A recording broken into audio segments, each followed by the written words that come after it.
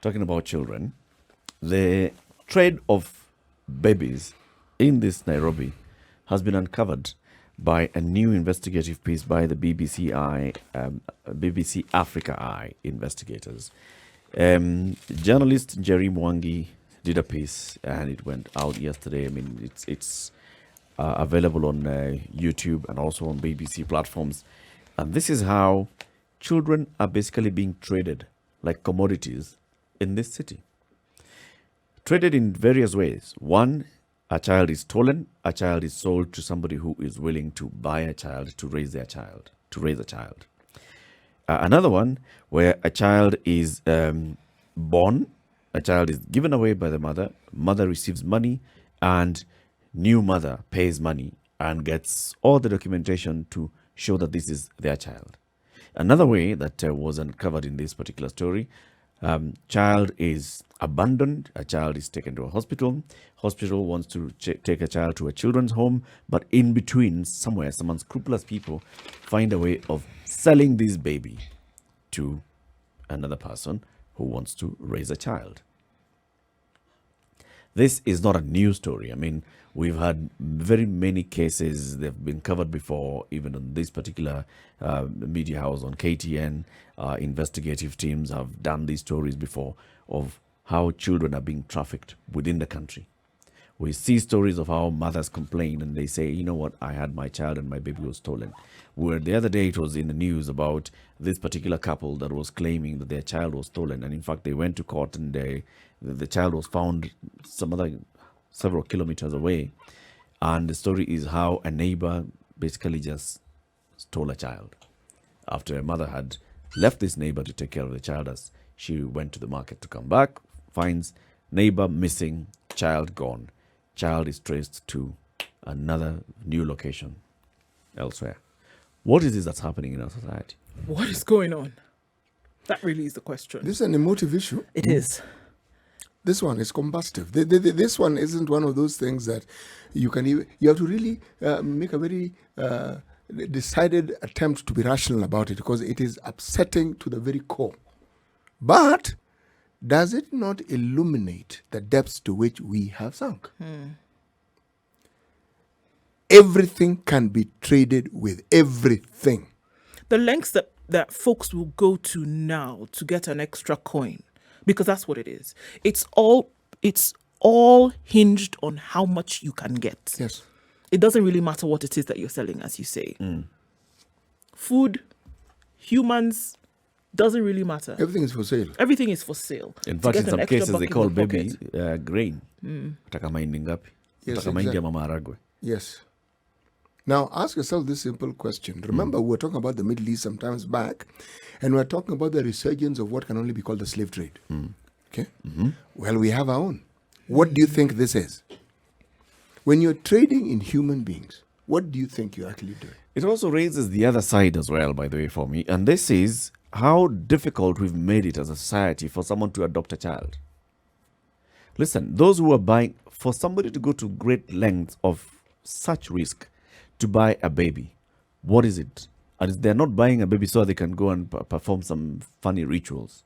Somebody is actually buying a baby because they want to raise a child. They want a child. They want a child. There are those that want to adopt a baby because they are unable to either conceive and carry a pregnancy to full term, and they'd like to have a baby of their own.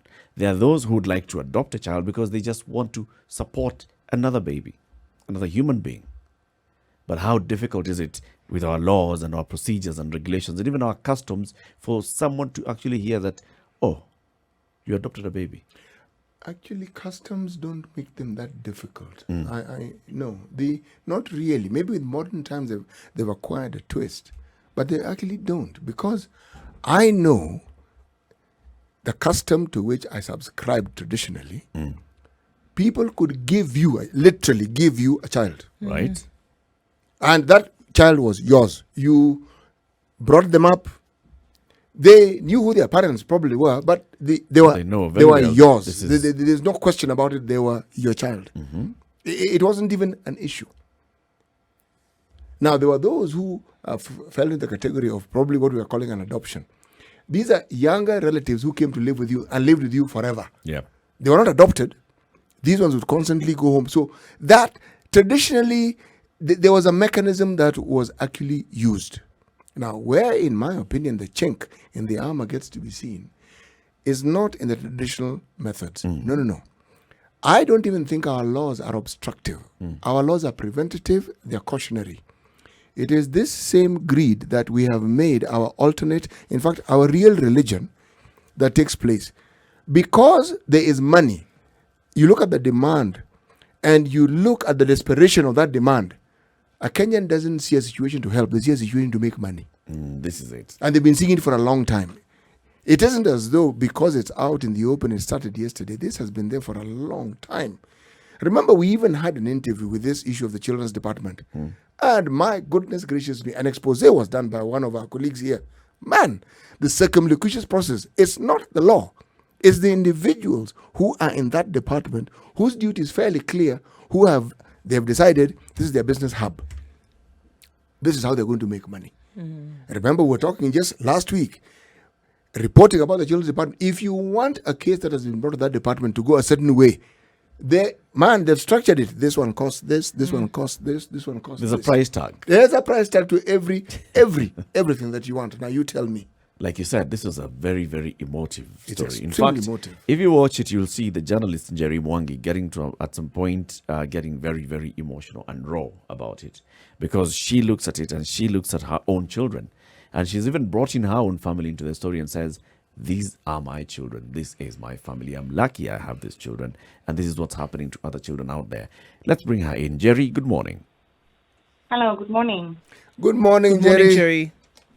Hi, good to talk to you all. Good to see you again, and welcome back to the Situation Room.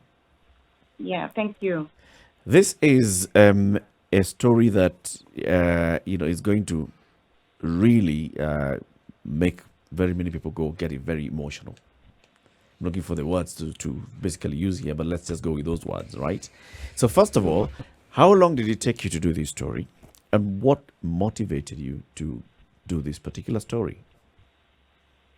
So it's taken more than a year to do this story because you have to find these people, and then we had to try and find out. It's in being an investigative piece, you have to find ways to show evidence that this is really happening, and also finding people that are willing to talk and willing to take great risks to expose this. What motivated us is that there were many women going to Ghetto Radio, especially to ask for their children, to ask for help. And so one of the journalists that you find in the story decided to also do something about it. And so it motivated something that we thought could help these women to find their children or bring an end to whoever is stealing their children.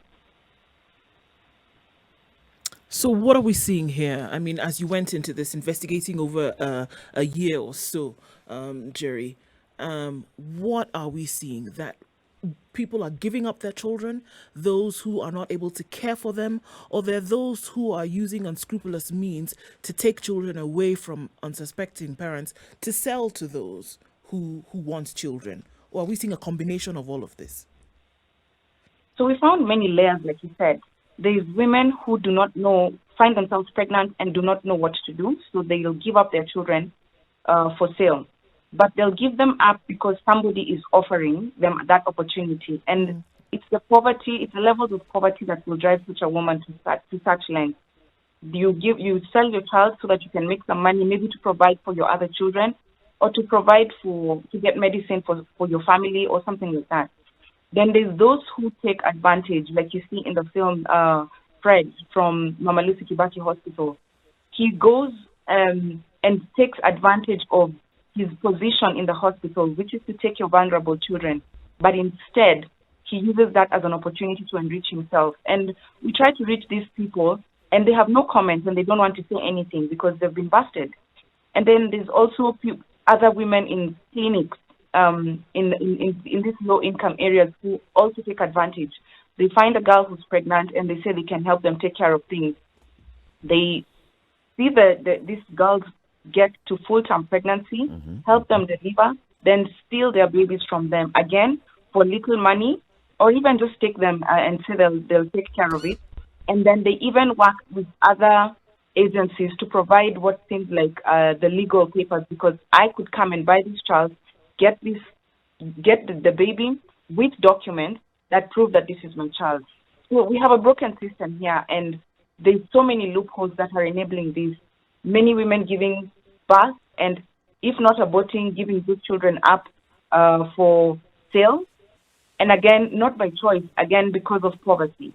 So we're looking at many layers of this issue that need to be addressed. And what are we talking about here? Well, how many shillings are we talking about here that is being swapped for a child? So when you look at the story, from the investigations we did, one of our journalists was able to buy a child, or being given a child for 45,000 shillings. Yeah, and that's from a clinic. Then we find this woman in the street who steals babies from her friends who are sleeping, or from just unsuspecting mothers, and she will sell anything from 50,000 to 80,000 to 100,000, whatever she can bargain for.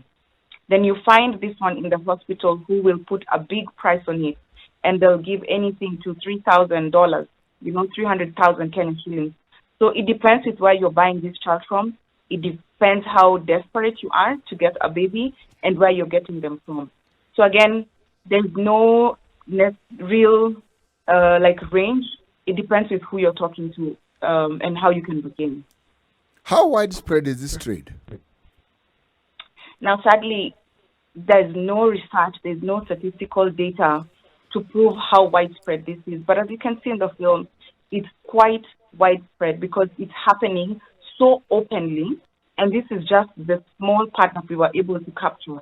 So you can imagine, if this is a representation of what is truly happening, how many kids are out there, how many women, and for me, what broke my heart, even speaking to these women in the streets, we went to talk to one. I ended up talking to 4 of them at once. And the story is the same. Their kids are snatched when they're trying to work, when they're trying to get something to feed their families, when they are asleep. So you have to sleep with one eye open.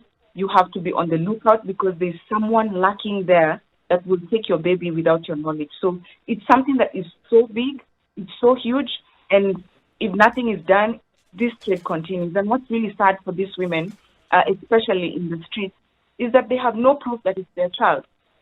They don't have a photo. Once that your child is taken, what do you go with to circulate that and say, this is my baby, and I lost this baby? You can take your birth notification, but then how do you prove that this child, maybe the child doesn't even, right? You know the way in Kenya we call children baba, kamama. So because these children are so small, all of them will respond to that name, and you can't go and point one child because you could also be one that is stealing. Yeah. So it's something that is so rampant, it's so widespread, and we are a rotten society to the core. But on the other side, Njeri, it shows that there is high demand. And even one of the experts that you speak to in your story talks about that. It's rules of demand and supply. There is high demand, and that's why there's people will go to great length to meet that demand. What does that speak of? Again, it goes back to the loopholes that are there. You started by saying that getting a baby through adoption is a very bureaucratic process.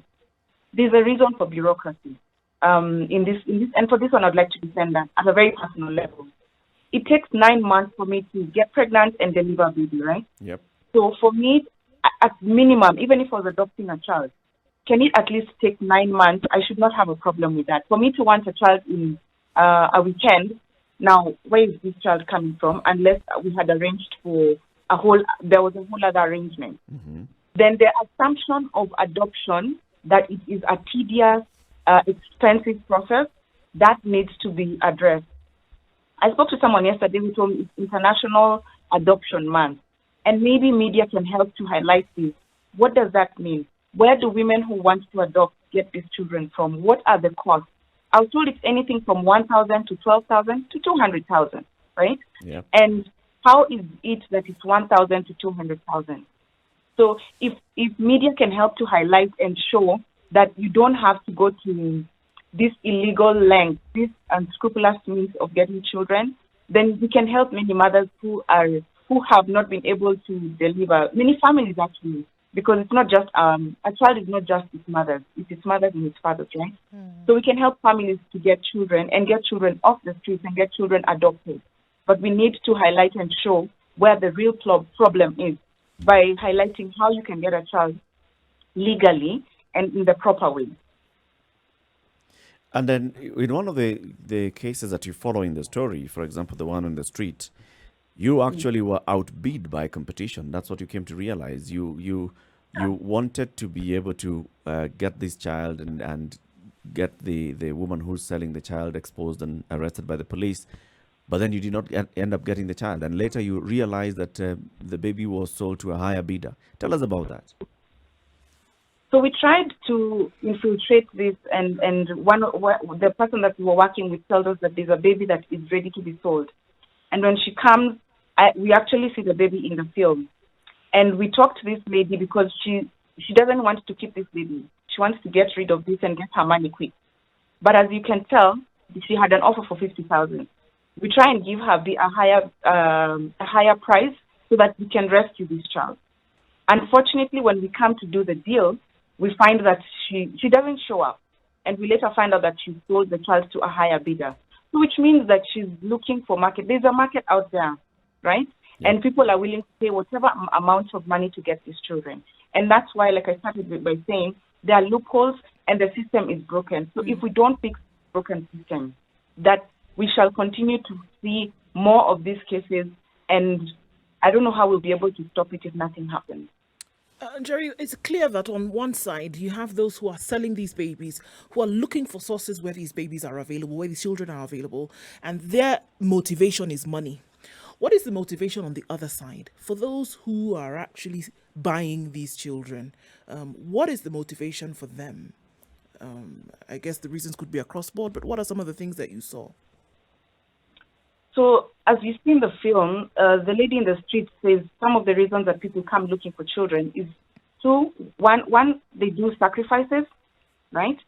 Two, because they're infertile. And then also when Mariana talks about it, the CEO and founder of Missing Child Kenya, she says that even in some societies, in some communities, if you don't have a boy child, or if you're barren, you're called a dry piece of wood. So the things that are motivating the women who are coming to buy these children stem from the being barren, so community or society, or maybe call it cultural pressure, and then that compounds into why I would want to go and find a baby. You want to be able to prove that you're worth when you baby, no Matheka, you can, So because you don't want to be seen as barren, and also just that societal stigmatization of being barren. There's such a responsibility that has been placed on women, and I can't even explain how, if I can't have a child, it's my fault. Like it's something I can do, it's something that I can fix. Yet it's not a fault, right? If I'm sick, if my husband cannot be able to help me we can't get a baby together, it's not my personal responsibility to ensure that is done. And that is a responsibility that has been placed on women that should not be. So community looks at women and looks down on them when they're not able to have a child. And even when you've had so many girls, you find that there are women who will have so many children looking for a boy. Now, you tell me, culturally, why are we putting women through this? Because there's a higher value placed on a boy child. For me, I pose this question back to us as Kenyans, I guess to us as Africans, that why is it that we value the boy child more than we value the girl child? And also that comes back to, even after this girl child has been had, what is her value in society? Yeah? She's raised to know that she's going to be a wife and produce as many children until she gets however many boys, and then she is worth her life, worth her space in this world. Njeri, are you saying that the value, traditionally speaking, of course, of the girl child has not altered or changed with time, and that they are valued a little more than they were in very traditional times? No, sorry, I'm not saying that it hasn't changed. It has definitely changed, and we can see that because even the rise of girls are getting more space, girls are getting more empowered. I'm not saying that it hasn't changed. I'm just saying that where it hasn't, it is really hurting the society, because again, when you start to separate and say it lies solely here, then you're missing out on the bigger picture, because we need to grow as a family, we need to grow as a society. And if you're only focusing on one spot, on one area, Yep. you're definitely losing out on the other part of the family. So I'm not saying that it's generally speaking that's what it is. It's just one of those problems that if we don't address, we'll be talking about this 5 years from now, 10 years from now. My kids will come to radio and they will be talking about this as well. Njeri Mwangi is an investigative journalist. She has produced a piece called The Baby Stealers, a piece by the BBC Africa Eye, and a very, very good piece, Njeri. It's available on YouTube. It's also available on BBC platforms. We thank you very much, Njeri, for shedding light on this. We'll continue this conversation in the next half hour, where we'll be speaking with High Court Judge Theresia Matheka.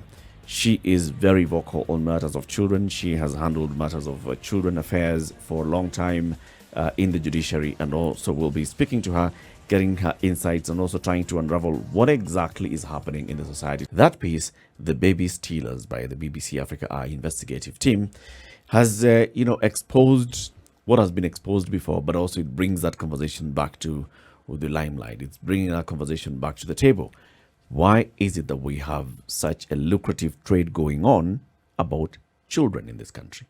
There is demand, and that demand is what is driving this supply, to a point where people are stealing children so that they can go ahead and sell them, to a point where people are actually breaking their own code of ethics, working in a hospital so they can even steal children and sell children. Why are we getting to that point? Eric, remember there was a time that in this country there were lots of complaints about pharmaceutical products and other products within hospitals actually being sold, specifically in government hospitals. They come in and they go out. Now, at that point in time, it was just pharmaceutical products without understanding that they were meant for the use of people who came to hospital and in need of them. So even as Njeri was speaking, talk about a broken system, the question that was in my mind when I think of the things that have happened within the health system and within the country, is it the system, or are we a broken people? Are we the ones who are actually broken? We are talking about systems, but us, are we broken? And okay, the question that would follow that, why are we broken? What has caused the breakage? But more importantly, can we mend? Because what is clear is that we are definitely broken. Yeah. Because these systems speak of as being broken. We run the systems. They don't run on their own. Of course. So if we are broken, we will break the systems. It's the human beings who are participating in this entire value not the chain. system. Let's just call it a value chain, right? Yes, it is a value chain. It is. And they make decisions and they decide. And it isn't an individual. This collusion starts from the time the child is born. Some parents are involved in it. It probably involves the security forces. It involves adoption. It's as you call it correctly, it's an entire value chain.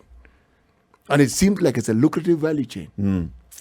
Let's bring in High Court Judge Theresia Matheka, who joins us now online. Good morning, Judge. Good morning. Good to have you again on the show. Welcome to the Situation Room. Asante sana. Karibu sana. Asante. Hamjambo leo. Hatujambo. Jambo. Okay. Judge, you can see me, I can't see you. That's unfair. That's an unfair one. But at least I can hear you. That's good enough. You've seen the story by the BBC Africa Eye journalists.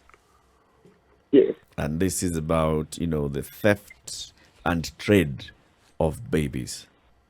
And the question that the journalist herself, Njeri Mwangi, was asking, is it a broken system? Where have we gone wrong? Siti Muga is asking, is it us who are a broken society? What do you think? Is it a broken system? I mean, that is the reality that, first of all, it's a very sad story. Let me just begin by saying that when I saw it, I was really sad.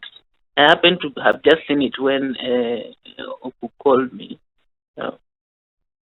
And I was just asking myself, I mean, we've had the Children's Act for like 1,000 years. 10 years, more than 10 years is such a long time. Yep.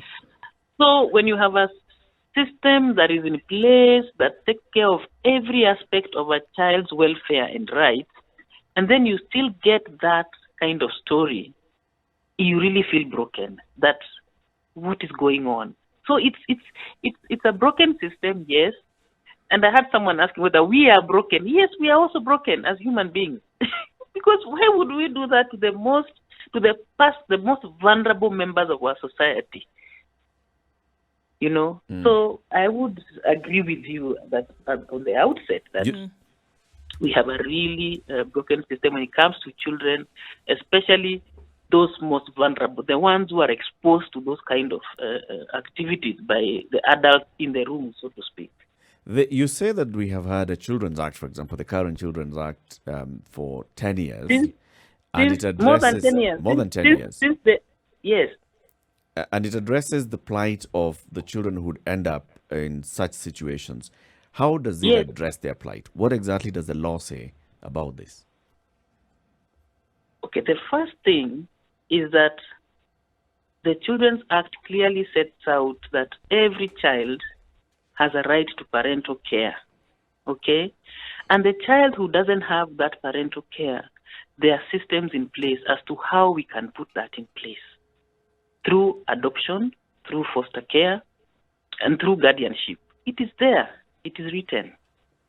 Then, if, for example, a parent is unable to parent, we have Section 119 of the Children's Act. Again, processes are supposed to fall into place so that this parent who is unable to parent is assisted by the system, the children justice system, to either be a better parent or the child is put in a place where it can be taken care of as the parent is being assisted to be able to parent. So, when children fall into these bad hands, let me just go straight to that particular point. We also have laws, very strict laws, against child stealing, against child trafficking. For example, we had a penal code forever, which has a provision against child stealing, just the act of stealing a child, depriving a parent or a guardian of their own child without their consent. And that's what we saw in some of those stories, that a parent is sleeping and the child is taken. If that case is investigated and that person is found guilty, then there's already a sentence of 7 years there in the penal code. But so now, Justice, I mean, I have to ask you. You've listed some of these things that that exist, but look at this racket that we are seeing, and these are just the ones that have been found out. These are just the individuals that have been spoken to. There may be thousands around the country that have even made their way outside of the borders of Kenya, right? So, if the law exists, the structure has already been set up, but it's not working. Well, it's because you need human beings to make it work. Without us, the human beings who make these laws, the persons who make the laws, and the people put there to make the laws work, doing our little bit, each one of us along the way, then the law will not work. It will just be there on paper. So when we talk about a broken system, it's just that. In fact, the sad thing is that it took a journalist to blow the story. But I'll tell you a little story. My own personal experience. I have a friend, we grew up together, and at some point in his young life, he went to the streets. And when he came back to himself, he went back to normal life and went to school, and these days works with street children. Then one day he tells me, Tere, there's a boy I was working with. And we rescued him and we prepared him to go to Form 1. Then just about the time we were to take him to school, he disappeared. And to date, they have never found that boy. And my friend is broken. And it's really, that's the first time I asked myself, Hiya, do we know how many kids are in the street? Can we count them? Can we account for every baby who was born on the street in this country? Can we? In fact, that's the first time it occurred to me, really, a child can actually disappear without trace. Completely. Yep. And because there is no one, apart from the person who has rescued them, nobody will ever know where that boy went. And he has a name. And my friend to date really is very sad that they have never been able to trace that kid. What am I saying? That it's the real thing. We have a system, but we need the human being to make the system work. To make it work. You and me. Like now that journalist is holding us accountable by blowing up the story. She went to a hospital. She went to the police. The police cooperated with her very well. She went to all these areas, and in all these places, there is law enforcement in one way or the other. Yeah. But I'm just... So she's holding us to account in her own way. Sure, yes. But I'm still a bit baffled by this. Yes. We have the children's department, right? Yes. One example. And then we have children officers who are stationed around the country, not county of Nairobi, around the country. Yes. So in every government office, in every county office, you have the children's department representation. Even in this story, as we have been shown, the individuals, if you go to certain areas, people know this person is likely to come along if you ever put out the word that you are looking to buy a child. The neighborhood or the community is aware that there's this individual who then would be responsible for such if that was your desire. Now, if the community knows, then the next thing that goes off in my mind is that security agencies such as the police also know that this is what is going on. So has it become that money has become so sweet that even those then who have the custodial responsibility of taking care of people are not dispensing their duty? So then it shows me that something can actually be done, but it's not being done because money is sweeter than justice. You've just hit the point that we have people, and we say that the persons who commit crimes always are ahead of the criminal justice system. Why? That's how, they break the law and get away with it, and we have to look for them. Yeah. So somehow they are always ahead of us. So it is us, the law enforcement, to ensure that we have systems in place to catch them faster, and also to prevent. Apart from running after them, to have a preventive mechanism in place so that when children fall through that crack, they don't land in the hands of the seller or the buyer, but they land in the hands of the protective person. So you have talked about there being a children officer.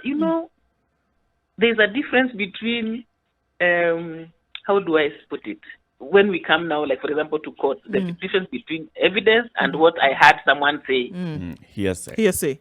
So a children officer may receive a story and hear, okay, Mama Fulani huwa anafanya hivi. Then maybe she'll take the report to the police to investigate, because they are the ones who have the investigative, the powers to investigate such things. So until that officer has, is able to bring that evidence to the, to the authority, say the prosecuting arm of the system, then that will never see the light of day. So there is that disconnect, I think, in terms of people actually taking that report, and that's where you people come in, like what your colleague did. Let the people know there's a problem. It's not just that one child that you hear about in your village that got lost. Or when you hear so-and-so is selling children, it's not just a story. You need to go and tell somebody so that that person can investigate. So that disconnect between people learning about this, hearing about it, and taking that story they've had to the right agency for it to be investigated, for us to now catch these people and put in mechanisms to protect these children, or just bring to life the mechanisms that are already there to protect these children. So that disconnect exists between us, the Mwananchi, and the law enforcement, taking the story to the person who needs to investigate it. What punishment does the criminal justice system have to cater for individuals who are clearly not just implicated by caught committing these very heinous crimes? Yes. Actually, we have a raft of laws. Like, for example, if we start with the penal code, under the penal code, stealing a child, the simple act of stealing a child is punishable, is a felony by a minimum sentence of 7 years imprisonment. That's the penal code. It has always been there.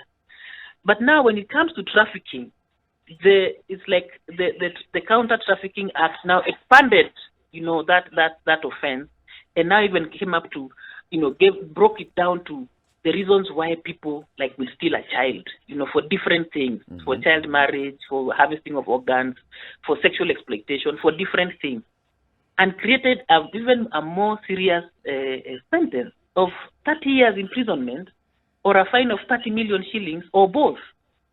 And these things are there so that if somebody is found and arrested and charged, and that is the person who traffics, like gets the child and traffics the child, that is an offense. When we come to the Children's Act under the adoption section, if somebody gives a child, offers a child for adoption or for guardianship or for fostering as a reward, it's again another offense, which is punishable by 3 years imprisonment or a fine of 100,000 shillings or both. So the law is there actually. So depending on the facts of the case, when the person is caught or arrested and charged and prosecuted, depending on where, the sentences are quite serious. So they're not lenient at all. The consequences are quite serious. The only thing is that probably getting these people, and I had, there was an interview of somebody in that clip who talked about cartels that protect one another. I think it was a lady from Missing Child. There was a lady who was interviewed, and she talked about cartels that protect one another. So you find, again, apart from going to look for the child and putting systems in place for the protection of this child, the law enforcement still has to unravel these cartels.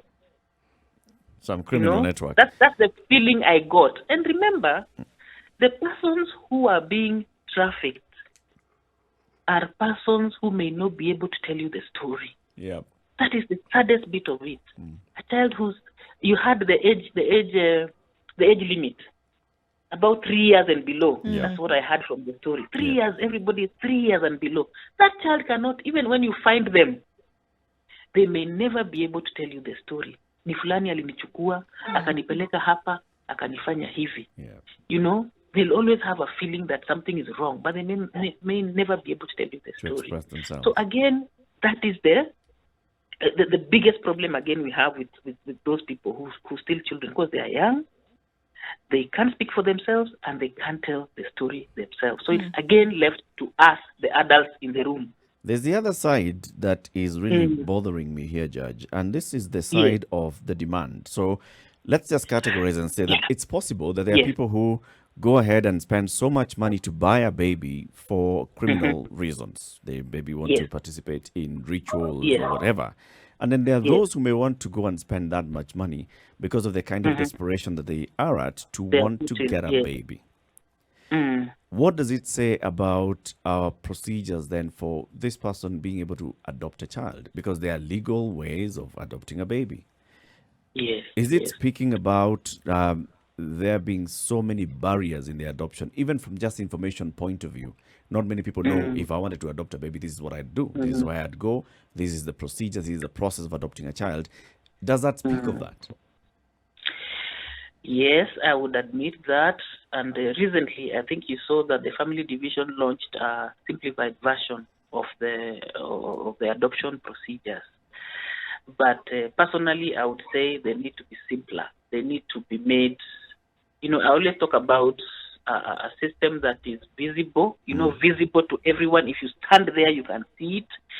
That is available and affordable and accessible to everyone. But our adoption procedures, our adoption law as it is now, it is my personal view that it is not that visible. I've dealt with adoptions where the persons adopting are just farmers from here. A couple, they've never had a child. And they've heard about this, and you see, it's costly. They have to travel from wherever it is and go look for an adoption agency somewhere in Nairobi, then keep going there for a period of time. So it speaks to that as well, and that it is something we haven't demystified. There are still people talk about kununua mtoto. I mean, in normal parlance at home, you'll say, walinunua mtoto. So even if they went through the adoption process, that is the word that you'll hear there, that they bought a child. So we need to demystify the process. We need to simplify it even further. We need to make it something that especially for the local adoptions, that someone can, find it somewhere, be able to find in a very simple way the information. Say even send an SMS to some place and get information that this is what you need to do. Exactly. But right now, and it's done in the High Court. So I would agree with you that that's one thing. But adoption, those processes are not just the court. It's a multi-agency thing. It starts with someone having the desire and going to the Department of Children's Services. It involves the Department of Children's Services. It involves the chiefs. It involves the police. All of us have a role to play until the child is adopted.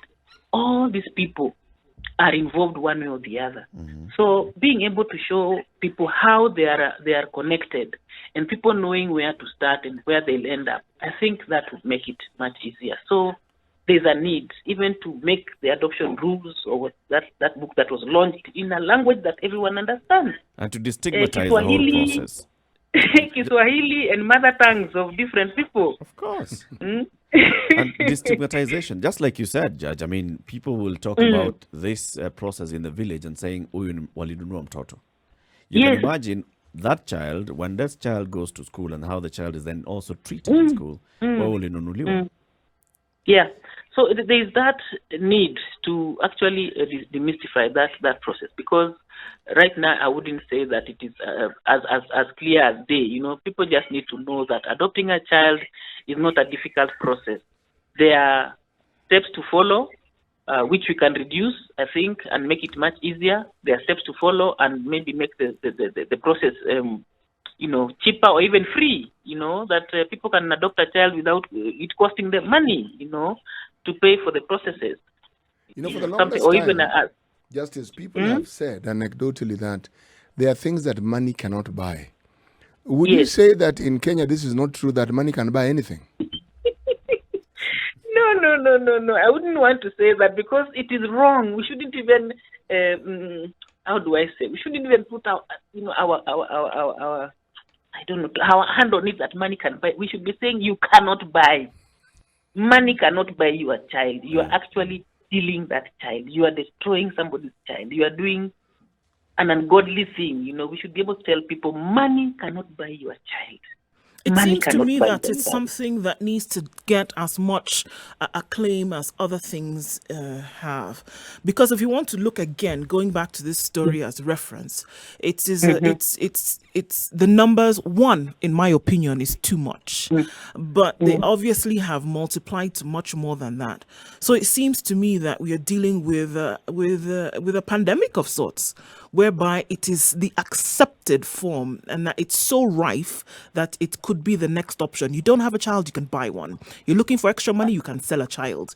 And it seems to be that it's in the head, and you say that so it looks like we're trying to, and we must shift things, and it must be a national conversation that's being had, that it should not be that you should be able to so easily purchase another human being.